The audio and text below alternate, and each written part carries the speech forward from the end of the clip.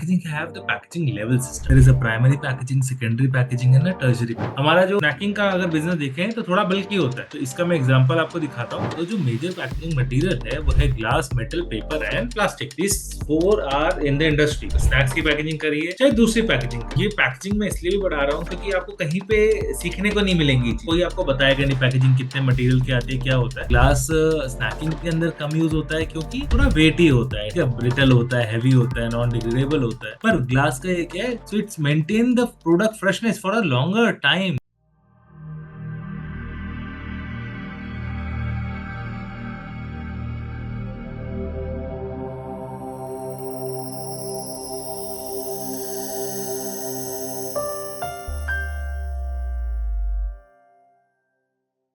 Packaging have the packaging level system. There is a primary packaging, secondary packaging, and a tertiary packaging. So, जो primary packaging है, that is the packaging which is in contact with the material. For example, chips. So the pack we pack in, that is the contact. In butter, the parchment paper you see, that is the contact packaging. See, in butter the parchment paper, फिर cardboard paper आ जाता है butter में, फिर tertiary packaging वो हो जाता है। ठीक है, अब snacking is a बड़ा यूनिट। now उसमें क्या होता है, प्राइमरी पैकेजिंग हमारा क्या हो गया, that is the pack, 10 रुपए 20 वाला जो पैकेट होता है। उसका सेकेंडरी पैकेजिंग क्या हुआ अपना, cardboard what we are using. और टर्जरी पैकेजिंग जो हम पैलेटाइज कर रहे हैं, the most common form is the palletized unit load that packs tightly into the container. ठीक है, जब हम शिपिंग कर रहे हैं, ट्रांसपोर्ट कर रहे हैं, तो बल्कि हमारा जो स्नैकिंग का अगर बिजनेस देखें तो थोड़ा बल्कि होता है। तो इसका मैं एग्जांपल आपको दिखाता हूँ। तो दिस इज द एग्जांपल। ठीक है, ये पाउच है, पाउच को हमने कार्टन में डाला, कार्टन को हमने ऐसे पैक कर दिया। ठीक है, तो ये ट्रक में लोड हो जाएगा। तो this is easy to transfer, export में भी आ सकता है। तो ये ज्यादातर ऐसे स्नैक्स का ट्रांसपोर्टेशन होता है। These are some common packaging जो आप देखते हैं, ये तो सबने देखा ही होगा। कुछ स्नैक्स की पैकेजिंग में ऐसी पैकेजिंग होती है जो प्लास्टिक की होती है,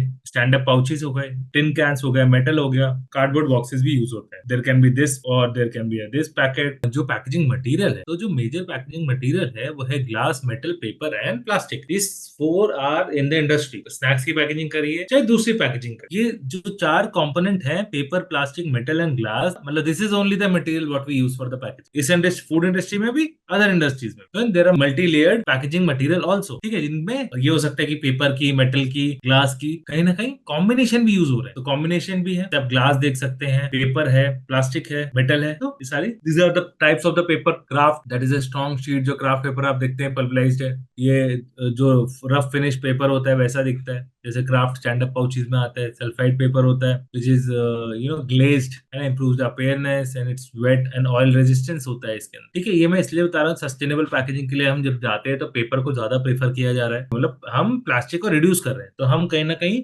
हमारी जो मल्टी लेयर आज पाउचेज आ रहे हैं तो उसमें ये पेपर का यूज होता है। अब ग्रीस प्रूफ पेपर आते हैं। ठीक है, ये बीटिंग से यूज होता है, सेलुलोज फाइबर से बनता है। ठीक है, नॉर्मल हाइड्रेशन पीरियड रहता है, that causes the breakup to sanitisation. और ऑयल, इसमें क्या होता है, the surface is resistant to oil. Oil का रेजिस्टेंट होता है, और पर पानी से रेजिस्टेंट नहीं होता। This is resistant from oil. तो जो फ्राइड स्नैक वगैरह में हम कम टाइम के लिए अगर हमें स्टोरेज करना है तो हम ये भी यूज कर सकते हैं। Parchment paper, everyone knows, baking paper जो हम बोलते हैं, जो बेकिंग के लिए यूज करते हैं।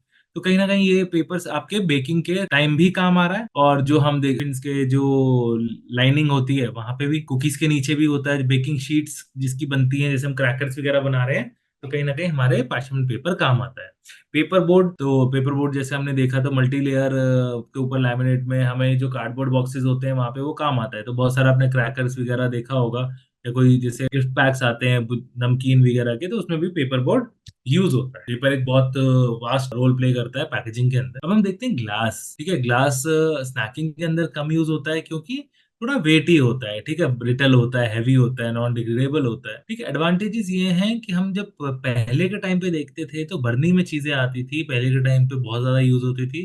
पर ग्लास का एक है, so it's maintain the product freshness for a longer time, है ना, longer period of time, without impairing the taste, flavor, visibility of the product, ability to withstand high processing temperature also। तो गरम गरम food भी हम डाल सकते हैं इसके अंदर। तो ग्लास के साथ एक एडवांटेज है कि बहुत देर तक फ्रेश रहता है। तो कॉर्पोरेट गिफ्टिंग वगैरह में देखते हैं तो, या फिर हम ड्राई फ्रूट्स वगैरह में देखते हैं, आज की तारीख में भी ग्लास यूज होता है गिफ्टिंग वगैरह के अंदर। जैसे मैंने आपको ग्लास बॉटल दिखाई थी, तो छोटी छोटी ग्लास बॉटल्स में आप स्नैक्स का, premium snacks dry fruit based snacks में, क्योंकि ग्लास थोड़ा सा महंगा होता है अगर हम प्लास्टिक से कंपेयर करें, पर ग्लास भी स्नैकिंग में यूज होता है, पर हाई वैल्यू स्नैकिंग में ज्यादा ग्लास वहां पे देखा जाता है क्योंकि थोड़ा सा महंगा है, और ये सस्टेनेबिलिटी को थोड़ा दोहराता है कि सस्टेनेबल है, glass is more sustainable than plastic, recyclable होता है। अब मेटल्स की हम बात करें तो मेटल्स जैसे अभी हमने फर्स्ट में देखा कैन में टिन कैंस हैं, तो वहां पे प्रीमियम में again metal is somewhat expensive, metal वहां पे गिफ्टिंग में आप देखेंगे टिन्स यूज होती हैं, तो ये भी हाई वैल्यू में थोड़ा यूज होता है क्योंकि थोड़ा महंगा है, तो हाई वैल्यू में इसका कॉस्ट निकल जाता है। Metals are more variable of all forms of packaging, they often give the excellent physical protection, protection बहुत अच्छा देते हैं, अगर कोई फूड है जो दबता है या ब्रेकेज हो जाता है तो वहां पे मेटल बहुत अच्छा काम आता है, परफेक्ट मॉइस्चर का बैरियर, लाइट का बैरियर है। आजकल एक और चीज आ रही है कि ऊपर तो टिन क्लोजर लग रहा है पर बाहर प्लास्टिक कैन है, ठीक है, क्लोजर टिन का लग जाता है और प्लास्टिक का कैन होता है, बहुत सारे में आप देखेंगे तो कैन का ऊपर का जो ये क्लोजर है ये तो आता है ऐसा, पर जो कैन होता है वो आता है ऐसा, तो ये भी वही है, ये ऊपर तो मेटल है, यहाँ पे इसके ऊपर प्लास्टिक का ढक्कन है और ऐसे इसमें ये ऐसा आता है, तो मिक्स भी यूज होता है। अब यहीं पे मेजर लिमिटेशन हम मेटल की देखते हैं कि कॉस्ट है और वेट ऑफ द कंटेनर थोड़ा सा हाई है, बट कंपैरेटिवली ग्लास से कम होता है। अब हम थोड़ी सी प्लास्टिक की बात कर लेते हैं, प्लास्टिक सबके करीब है क्योंकि सब आप आसपास देखेंगे तो प्लास्टिक ही दिखाई देगा आपको, ये इसलिए ये पैकेजिंग में इसलिए भी बढ़ा रहा हूँ क्योंकि आपको कहीं पे सीखने को नहीं मिलेंगी, कोई आपको बताएगा नहीं पैकेजिंग कितने मटेरियल की आती है क्या होता है, तो इससे इससे ये एक आसानी हो जाती है जो समझ में, जैसे हम पैकेजिंग के स्ट्रक्चर जब आप किसी मैन्युफैक्चरर से बात करेंगे कि कौन सा मटेरियल है, कैसे है, क्या मटेरियल है, सस्टेनेबल है नहीं है, मान लेते हैं जब स्ट्रक्चर देगा लैमिनेट में तो लैमिनेट का स्ट्रक्चर क्या है, ठीक है, कितने माइक्रोन का है, कितने माइक्रोन का नहीं है, कैसे है, वो सारा समझने में बहुत आसानी हो जाती है। अब थर्मोप्लास्टिक और थर्मोसेटिंग दो तरह के पॉलीमर्स होते हैं, जो प्लास्टिक का होता है ये इंडस्ट्री में भी आपका काम आता है बहुत जगह पे। अब मैं ये थोड़ा सा एक्सप्लेन कर देता हूँ कहाँ पे कौन सी चीज एप्लीकेशन हो, ठीक है। थर्मोप्लास्टिक तो कहाँ पे काम आता है, पैकेजिंग एंड फिल्म, ये सॉफ्ट होता है, मेल्ट हो जाता है, सॉलिडिफाई हो जाता है दोबारा ऑन कूलिंग, फ्लेक्सिबल होता है, they are easily moulded and extruded into films and plastic. Thermosetting वो होता है in contrast become harder on cooling. These plastic retain their shape and cannot return to their original shape. They are hard and durable. तो जैसे आप देखेंगे जब हमने factories वगैरह में देखा होगा रेजिन, ये इपॉक्सी होता है, इपॉक्सी फ्लोरिंग होता है, हॉस्पिटल्स में कभी कभी देखने को मिलता है, लैब्स में देखने को मिलता है, फार्मास्यूटिकल कंपनीज में देखने को मिलता है, आजकल ये फूड कंपनीज में भी देखने को मिलता है। तो ये पीयू की कोट होती है, ये इपॉक्सी मटेरियल होता है, तो उसकी ये फूड ग्रेड फ्लोरिंग होती है। तो जब आप प्लांट बहुत बड़ा प्लांट बहुत अच्छा प्लांट बना रहे हैं तो ये फ्लोरिंग आप करवा सकते हैं बीआरसी वगैरह का। जब आप एंटी मतलब नॉन एसिड रिएक्टेंट फ्लोर की बात करते हैं, जब बहुत सारी ऐसी कंप्लाइंस होती हैं, जब हम इंटरनेशनल सर्टिफिकेशन के लिए जाते हैं तो हमें ऐसी लाइट्स चाहिए होती हैं, एयर हैंडलिंग यूनिट चाहिए होता है, अंदर की हवा बाहर जाए और बाहर की फ्रेश हवा अंदर आए और वो हवा साफ हो, ठीक है, जिससे एक अच्छा एनवायरनमेंट क्रिएट हो, मतलब साफ हो, माइक्रोबियल लोड कम हो और फ्लोरिंग पे बिल्कुल दाग वाग ना लगे या कोई एसिड गिरे या कोई भी मटेरियल गिरे तो वो इजीली रिमूवेबल हो, जिससे वहां पे सड़न ना आए, ठीक है। फ्लोरिंग में आप देखते होंगे टाइल्स के बीच में कुछ फंस जाता है, कोई स्टोन की है तो वहां फंस जाता है, काला पड़ रहा है, कोई स्लिप हो रहा है, कोई कुछ हो रहा है, तो ये वॉशेबल होती है और कुछ गिरने का कोई फर्क भी नहीं पड़ता इस पे, चाहे गर्म गिर जाए, तो ये वैसी फ्लोरिंग होती है। अब ये क्लीन रूम टाइप इन्होंने बना दिया जो टेम्परेचर को मेंटेन रखेगा, ठीक है, तो ऐसा फैक्ट्रीज में आजकल होता है।